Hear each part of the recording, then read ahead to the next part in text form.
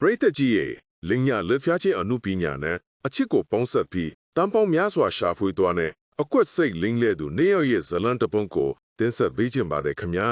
ဇလန်ရဲ့အစမှာတော့နီကီနဲ့သူ့ရီစာဂျက်ဟာဘောလုံးပွဲ VIP ခန်းထဲမှာပွဲကိုထိုင်ကြည့်နေကြပါတယ်နီကီကပွဲထက်လူအုပ်ကြီးထဲကလှပါတဲ့မိန်းကလေးတယောက်ထွက်သွားတာကိုသတိထားမိပြီးဂျက်နဲ့လူဝမ်တို့နဲ့အတူဘယ်နှစ်ယောက်လက်ကြည့်မလဲဆိုပြီး$10စီလောင်းကြပါတယ်ခွန်ရောက်လက်ကြည့်တာကိုတွေ့ရပြီးအနည်းဆက်ဆုံးမှန်တဲ့ဂျက်ကအနိုင်ရသွားပါတယ်လူဝမ်ကနောက်တစ်ပွဲထပ်လောင်းဖို့ပြောတော့နီကီက$1000နဲ့ဘယ်သူအရင်ဖောက်ဖြတ်မလဲဆိုပြီးဝယ်လောင်းလိုက်ပြီးအနိုင်ရသွားပါတယ်ပိုစိတ်လှုပ်ရှားလာတဲ့လူဝမ်က$5000နဲ့ထပ်လောင်းပြီးကစားသမားကဘောလုံးကိုပေးဖို့မလားကိုယ်တိုင်ပြေးမလားဆိုတော့နီကီကပေးဖို့မယ်လို့ပြောပေမဲ့ကစားသမားကပြေးသွားတာကြောင့်$9000ရှုံးပါတော့တယ်နီကီကရက်ချင်ပေမဲ့လူဝမ်က$1000ထပ်လောင်းမယ်ဆိုပြီးဆွဲထားလို့နီကီလိုက်လျောရပြန်ပါတယ်ဒီတစ်ခါနီကီကဘောလုံးကိုမှန်အောင်ဖေးဖို့နိုင်မယ်လို့ခံမှန်းပေမဲ့ကြားဖြတ်ခံရလို့စုပေါင်း$1500ရှုံးပါတော့တယ်နီကီဒေါသထွက်လာပြီး$9000ထပ်လောင်းပြန်ပါတယ်ကံမကောင်းစွာနဲ့ထပ်ရှုံးပြန်လို့ဂျက်ကရပ်ဖို့ပြောပေမဲ့နီကီရဲ့မာနကလွန်မိုးနေပါပြီဘာမှမစင်စားပဲ$100,000ထပ်လောင်းလိုက်ပြီးလူဝမ်ရဲ့စိန်ခေါ်မှုကိုငွေအထက်လိုက်ပစ်တင်ပြီးတုံ့ပြန်လိုက်ပါတယ်ဒီတစ်ခါနီကီကဘောလုံးပေးဖို့တာကြားဖြတ်ခံရမယ်လို့လောင်းပေမဲ့အောင်မြင်သွားတာကြောင့်$100,000ထပ်ရှုံးပါတော့တယ်နီကီဘယ်လိုဆက်လို့ရမှန်းမသိတော့ပါဘူးနောက်ဆုံးတော့နီကီကငါမှာ$1,000,000ကျန်သေးတယ်အားလုံးလောင်းမယ်လို့ပြောပြီးကတ်ကစားဖို့ဆုံးဖြတ်လိုက်ပါတယ်နီကီက ATM ဆက်တလုံးလိုမြင်နေတဲ့လူအန်ကငါကလတ်ကြပြီးနီကီဟာငါထက်ကြီးတဲ့ကတ်ကိုဆွဲရမှာဖြစ်လို့အခွင့်အရေးများပါတယ်ဒါပေမဲ့နီကီကကတ်လန်းလိုက်တော့နှလုံးထုံးကျသွားပြီးနီကီဟာ$1,000,000ကျော်ဆုံးရှုံးသွားပါတော့တယ်ရှက်ရွံ့စိတ်နဲ့နီကီဟာဂျက်လက်ကိုဆွဲပြီးထွက်သွားပြီးမဲ့လူအန်ကဆရာနဲ့လာပြန်ရင်ဒါမျိုးပဲဖြစ်မှာပေါ့လို့စာနောက်လိုက်ပါတယ်နီကီရက်လိုက်ပြီးနောက်ထပ်$2,000နဲ့ထပ်လောင်းပြန်ပါတယ်ဒီတခါတော့လူအန်ကိုမှန်ပြောင်းတဲ့ကစားသမားတအုပ်ကိုจับပန်းရွေခိုင်းပြီးဂျက်ကိုဂျာစီနံပါတ်မှန်အောင်ခန့်မှန်းခိုင်းလိုက်ပါတယ်လူအန်ကတန်တရားဝင်ပေမဲ့နီကီကဂျက်ကိုခန့်မှန်းခိုင်းလိုက်ပါတယ်ဘာမှမသိတဲ့ဂျက်ဟာလူအများကြီးထဲမှာမှန်အောင်ဘယ်လိုလုပ်ခန့်မှန်းနိုင်မလဲဆိုပြီးထွက်သွားဖို့ကြိုးစားပေမဲ့လုံခြုံရေးတွေကတားထားပါတယ်နီကီကသူ့ကိုယ်ပိုင်နံပါတ်လိုခန်းစားရတဲ့နံပါတ်ကိုသာဖျောက်ဖို့မှာထားပါတယ်လူအန်ကကစားသမားကဦးကိုရွေးလိုက်ပြီးဂျက်ဟာကွင်းတစ်ဖူးလုံးကိုကြည့်လိုက်ပါတယ်ဖန်ဟာဟာဂျာစီနံပါတ်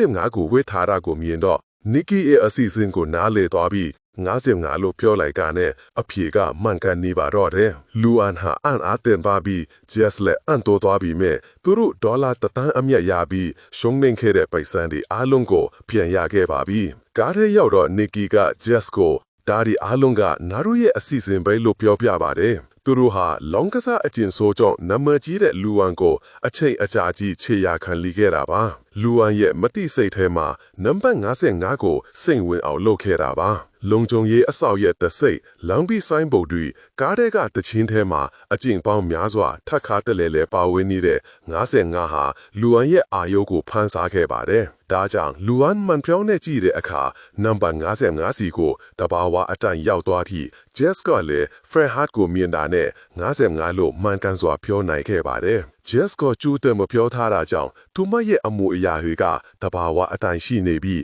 ဘယ်သူမှတန်တရားမဝင်နိုင်ခဲ့ပါဘူးဇလန်ကရက်အနှဲငယ်အကြာကိုပြန်ရောက်သွားပါတယ်နီကီဟာဂျက်ဘေးမှာအိပ်ရပေါ်လဲလောင်းနေပြီးလူကယောက်ကသူ့ခန်းကိုတင်နှက်နဲ့ချိန်ထားပါတယ်နီကီဟာကြောက်ရွံ့မှုမရှိပဲငါမှတပြားတချမ်းမှမရှိဘူးပြချင်းရင်ပြစ်လိုက်လို့အေးအေးဆေးဆေးပြောပြီးသူ့ရဲ့ကျွမ်းကျင်တဲ့လိန်လဲသူစရိုက်ကိုပြသခဲ့ပါတယ်ဂျက်ကနီကီကို$1,600ခေါ်လာခဲ့တာဖြစ်ပေမဲ့နီကီကဂျက်ရဲ့မွေးရပါပါရမီကိုမြင်တွေ့ခဲ့ရပါတယ်တင်နဲ့လူထွက်သွားတော့နီကီကဂျက်ကိုမင်းမပါရမီရှိတဲ့ဒီစွမ်းရည်ကိုလေ့ကျင့်ရင်တရှိတဲ့ဘဝကိုနေထိုင်နိုင်လိမ့်မယ်လို့ပြောပါတယ်ဒါကငါတို့မိသားစုလုပ်ငန်းပဲငါတို့ကတွေးထဲမှာလိမ့်လဲသူတွေပဲလှည့်ကွက်တိုင်းကငါတို့အတွက်ဂိမ်းမှတယ် Jessica တင်ယူချင်းတဲ့ဆိုတော့ Nikki ကသဘောတူပြီးသူမမတီးအောင်လက်စွပ်နာရီပိုက်ဆံအိတ်တွေကိုခိုးယူသွားပါတယ် Nikki ကလက်မြန်တာအချိန်ကြိုက်တာနင်းနဲ့ပါစတိုင်ကြတာဒါဒီပဲလိုတယ်လို့ပြောပြီးထွက်သွားပါတယ်လအနေငယ်အကြာမှာ Jess ဟာ Nikki ကို New Orleans မှာပြန်တွေ့ပြီး Nikki ကအဖွဲတစ်တစ်ခုကိုစတင်ဖွဲ့စည်းနေတာပါဒါဟာ Jess သူ့အဖွဲထဲဝင်ဖို့ရည်ရည်ချင်းစီမရှိစမ်းသပ်ခြင်းပါပဲ Jess ကသဘောတူတော့ Nikki ကသူ့အဖွဲ့ဝင်တဦးနဲ့အတူ Jess ကိုပွဲစစ်တစ်ခုကိုစေလွှတ်လိုက်ပြီး Jess ဟာ Cameraman Blue ပိုက်ဆံအိတ်စာအကိုကျွမ်းကျင်စွာခိုးယူနိုင်ခဲ့ပါတယ် Nikki က Jess ကိုတယောက်ချက်ဆက်ခိုးခိုင်းတော့ Jess ဟာဈေးကြီးပစ္စည်းတွေကိုတစ်ခုပြီးတစ်ခုခိုးယူနိုင်ခဲ့ပါတယ်နောက်တော့ Nikki ဟာ Jess ကိုနီးပညာမြင့်လင်းလက်မှုကြီးတစ်ခုပေးအပ်ခဲ့ပါတယ်အထူးမှန်ဘလူးဒီနဲ့ကတ်ကစားပွဲမှာအနိုင်ယူတာ credit card data ခိုးယူတာ ATM ဆက်အတူနဲ့ pin number ခိုးယူတာဒီကိုလုပ်ခဲ့ကြပြီးဈေးကြီးပစ္စည်းတွေဝယ်က data ဒီကိုမှောင်ကိုဈေးကွက်မှာရောင်းချခဲ့ပါတယ် Nikki က Jess ကိုခိုးယူပစ္စည်းတွေကိုကိုယ်တိုင်မထားဘဲအားလုံးရောင်းမယ်လို့တင်လင်းကြပြောပြခဲ့ပါတယ်နောက်တနေ့မှာ Jess နဲ့ Farhad ဟာချမ်းသာတဲ့ရက်ကွက်မှာတရုတ်ဆောင်ကြပြီး Farhad ကတတိမဲ့လဲကြတယ်လို့ဟန်ဆောင်က Jess ကအကူအညီတောင်းနေတော့ကျန်တဲ့အဖွေသားတွေကချမ်းသာတဲ့လူတွေစီကခိုးယူကြပါတယ်အလုပ်ပြီးတော့လူနာတင်ရင်ထဲမှာပုံအောင်ထွက်ပြေးပြီးတပတ်အတွင်းမှာဒေါ်လာ100ကျော်ရှာနိုင်ခဲ့ပါတယ်အဖွေဝင်အားလုံးကို Nikki ကငွေတွေကိုဘဏ်အကောင့်ထဲလွှဲပေးမယ်လို့ကတိပေးပြီးခွဲခါတော့ကြပါတယ်နောက်တနေ့မနက်မှာ Nikki က Jess ကိုအားကစားကွင်းရဲ့ VIP ခန်းကိုခေါ်လာပြီးမိနစ်အနည်းနဲ့အတွေ့ဒေါ်လာ100ဘဲလို့ရှာနိုင်လဲဆိုတာတရုပ်ပြပါတယ်ဒီအချိန်မှာ Jess ဟာ Nikki ကိုချစ်မိနေပြီး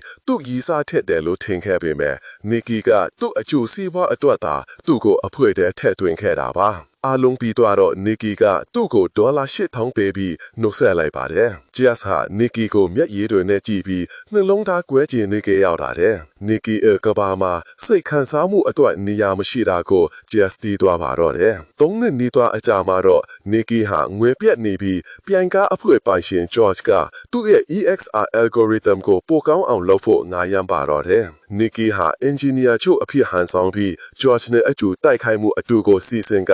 EXR စနစ်အတူကိုပြိုင်ပတ်အဖွဲ့ကိုရောင်းချရမှာဖြစ်ပြီး Euro တန်းနဲ့စနစ်အတူရောင်းရတဲ့ငွေကိုရရှိမှာပါဒါပေမဲ့ George ရဲ့ battler က Nikki ကိုမယုံဘဲတခုခုမှယွန်းလုံးနဲ့ရင်ဘတ်ကိုပစ်တတ်မဲ့လို့ချင်းချောက်ထားပါတယ်ညနေပိုင်းပါတီမှာ Nikki နဲ့ George ကတိုက်ခိုက်မှုအတူကိုစီစဉ်ထားပြီးမဲ့အနီရောင်ဝတ်စုံနဲ့လက်ခါကဆင်းလာပြီး George ကိုဖတ်လိုက်တဲ့ Jess ကို Nikki မြင်လိုက်ရတဲ့အခါအစီအစဉ်လုံးဝပျက်စီးသွားပါတော့တယ်Nikki ရစိတ်တွေပလာဖြစ်သွားပြီး Jess က Nikki ကို3နှစ်အကြာကကိစ္စတွေအရေးမကြီးတော့ကြောင်းနဲ့ George ကသူတို့အတေကိုမတိတာအကောင်းဆုံးပဲလို့ပြောပါတယ်ဒါကိုကြားတော့ Nikki ဒေါသထွက်သွားပြီးတိုက်ခိုက်မှုအတူဟာတကယ်ပဲဖြစ်သွားပါတော့တယ်ဒီတိုက်ခိုက်မှုကပြိုင်ဘက်အဖွဲ့ရဲ့အာယုံဆိုင်မှုကိုဆွဲဆောင်နိုင်ခဲ့ပြီး Nikki ဟာပြိုင်ဘက်အဖွဲ့ရဲ့စီမွာရေးကပ်ပြားကိုရရှိသွားပါတယ်နောက်ကနေမနက်မှာ Nikki က McLaren အဖွဲ့ပိုင်ရှင်နဲ့တွေ့ပြီး EXR စနစ်ကို Euro 3,000နဲ့ရောင်းချပြီး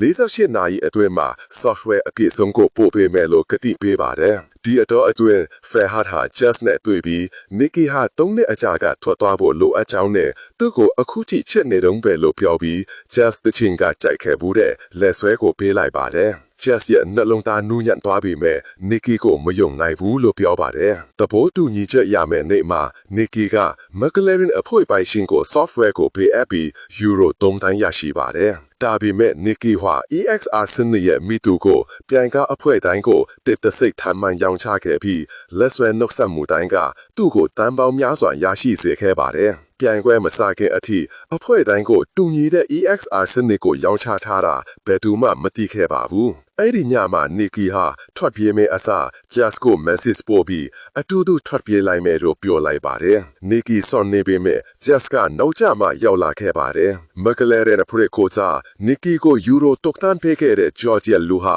Nikki ရှေ့ကိုရောက်လာပြီး Nikki ကစနစ်အတူအစားအစ်စ်ကိုရောင်းချတဲ့ဆိုတာသိသွားတဲ့အတွက် Nikki ရဲ့ကောက်ကိုတမင်တကာဝင်တိုက်လိုက်ပါတော့တယ်။ကြောက်စရာကောင်းတဲ့မတော်အဆက်မှုတစ်ခုနောက်မှာ Nikki နဲ့ Jess နှစ်ဦးစလုံးဖန်ဆီးခံရပြီးခိုးယူထားတဲ့ငွေဒီအားလုံးကို George ရှေ့မှာချထားပါတယ်။ George ဟာဒေါ်ရထနေပြီး Euro 40,000နဲ့ဖန်တီးခဲ့တဲ့သူ့ software ဒီပျက်စီးသွားတာကိုနားမလည်နိုင်ပါဘူး။ Nikki ကဘာမှမပြောတော့ George က Jess ရဲ့နှာခေါင်းကိုဖြီးပိတ်ပြီးအသက်ရှူလမ်းကြောင်းကိုဖြတ်တောက်လိုက်ပါတယ်။ဒါကိုမြင်တော့ Nikki ဟာချိုးနှင်ခံလိုက်ရပြီး Jess ရဲ့အခြေဟောင်းကိုဘယ်လိုပြန်နှိုးထောင်အောင်လုပ်ခဲ့တဲ့သူမှကြိုက်ခဲ့ဘူးတဲ့လက်ဆွဲထဲမှာအထူးချစ်တစ်ခုထည့်ထားပြီး George software ကိုဖွင့်ထားတဲ့သူ့စကားဝှက်ကိုခိုးယူက data တွေကိုဘယ်လိုကူးယူခဲ့လဲဆိုတာအားလုံးကိုဖွင့်ထားလိုက်ပါတယ်။ Jess နှလုံးသားကွဲကြေသွားပေမဲ့ George နဲ့သူ့လူတွေကဇလန်ကိုမယုံပါဘူး။ George က Jess ကိုငါရီစာအစစ်အမှန်မဟုတ်ခဲ့ဘူးငါပိုက်ဆံအတွက်ပဲငါနဲ့အတူရှိနေတာဆိုတာငါသိတယ်လို့ပြောလိုက်တော့ Jess ကလည်း George ကိုသူ့ရဲ့ဈေးကြီးတဲ့နာလီစုဆောင်မှုဒီကိုခိုးယူဖို့အတွက်တာချစ်ဟန်ဆောင်ခဲ့ပြီး Nikki ကိုမနာလိုဖြစ်အောင်လုပ်ခဲ့တာလို့ဝန်ခံလိုက်ပါတော့တယ်။ George ကဘတ်တလာကို Nikki က software ကိုဘယ်လိုခိုးယူခဲ့လာလဲလို့မေးလိုက်ပါတယ်။ Nikki ပါဆက်ဖွင့်ဖို့ပြင်တော့မှတဲ့ဘတ်တလာကရုတ်တရက်တင်းနဲ့ပြလိုက်ပြီး Nikki ရဲ့ဂျင်ဘတ်ကိုတဲ့ထီမှန်သွားပါတော့တယ်။ George ဟာထိုင်လန်ကကြနဲ့ဘတ်တလာကိုအလုတ်ထုတ်ပြီးလူသတ်မှုအတွက်မမိစေရန်ကိုတောင်းကနေထွက်ပြေးသွားပါတယ်။ Jess ဟာထိမ့်မနိုင်အောင်ငိုနေပေမဲ့ဘတ်တလာကအေးအေးဆေးဆေးပဲစိတ်ပူစရာမလိုပါဘူးငါကတကယ်တော့ Nikki ရဲ့လူပဲလူပြောလိုက်ပါတယ်တကယ်တော့ဘတ်တလာဟာ Nikki ရဲ့ဖခင်အရင်ဖြစ်ပြီးကြီးဆောင်ကိုနှလုံးသားနီးနီးလေးကိုသာဂရိဆိုင်ပစ်ထဲတာပါသူဟာတန်ရာကိုတိတ်နဲ့ပိတ်အနဲ့သွေးတွေကိုထုတ်ပြီး Nikki ရဲ့ရင်ဘတ်ထဲကလေးဖိအားကိုချိန်ညစ်လိုက်ပါတယ်ရုတ်တရက် Nikki မဲ့လုံးဖွက်လာပြီးအသက်ရှင်နေပါတော့တယ်ဒါဟာယူထွက်တဲ့အစီအစဉ်ဖြစ်ပြီးမဲ့အောင်မြင်သွားခဲ့ပါပြီသူတို့သုံးဦးစလုံးကိုတောင်ကနေထွက်ခါသွားပါတော့တယ် Nikki ဟာမိဘမဲ့ကလေးဖြစ်ပြီးဖခင်ဖြစ်သူကပဲသူ့ကိုလိမ်လည်မှုလက်ကွက်တွေအလုံးကိုတင်ပေးခဲ့တာပါသူတို့ရဲ့နေရာမှာကတော့စိတ်ခံစားမှုမရှိရဘူးဆိုတာပါပဲဒါပေမဲ့အခုတော့ Nikki ဟာ Jess ကိုတကယ်ပဲချစ်မိနေပါပြီဖခင်ကသူတို့နှစ်ဦးကိုလမ်းဘေးမှာထားခဲ့ပြီးပိုက်ဆံအလုံးကိုယူသွားတာကြောင့် Nikki မှဘာမှမကြံတော့ပါဘူးဒါပေမဲ့ဆေးရုံထွက်ရလာမှာ Jess ရဲ့လက်ထဲမှာတောက်ပနေတဲ့ George ရဲ့$2သိန်းတဲ့နိုင်ကို Nikki မြင်လိုက်ရပါတယ် Nikki က Jess ကိုကြည့် Jess ကသူ့ကိုကြည့်နှစ်ဦးစလုံးပြုံးလိုက်ကြပါတော့တယ်ဒီလိုလက်ကွက်တွေနဲ့လက်မြန်တာတွေရှိနေသမျှသူတို့ဘယ်နေရာမှာပဲဖြစ်ဖြစ်ငတ်မှာမဟုတ်ပါဘူးခင်ဗျာဇလန်ကတော့ဒီမှာပဲပြီးဆုံးသွားပါသည်